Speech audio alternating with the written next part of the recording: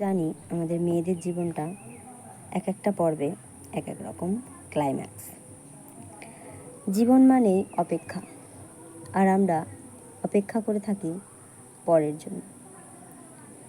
বিয়ের পর আমাদের মেয়েদের জীবন খানিকটা পাল্টে গেলেও পুরোপুরি পাল্টায় মা হওয়ার পরে।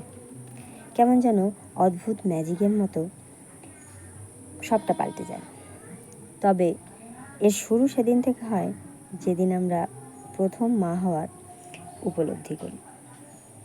এ এক অদ্ভুত অনুভূতি, যেটা শুধুমাত্র অনুভব করা যায়। এরপর থেকে মা হওয়ার লড়াই শুরু।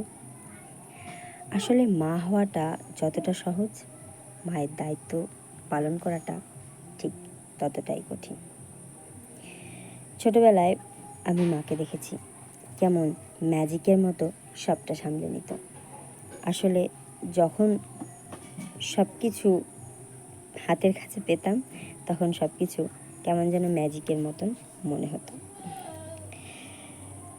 তখন মনে হতো মায়েদের কোনো কষ্ট হয় না। এখন নিজেকে দিয়ে মায়ের কষ্ট উপলব্ধি করতে পারি।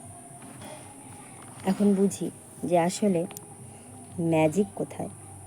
আসলে পরিস্থিতি আমাদের সব কিছু বুঝিয়ে দেয়, আর এভাবেই আমাদের দায়িত্ব পালন করতে হয় ম্যাজিশিয়ান হয়ে।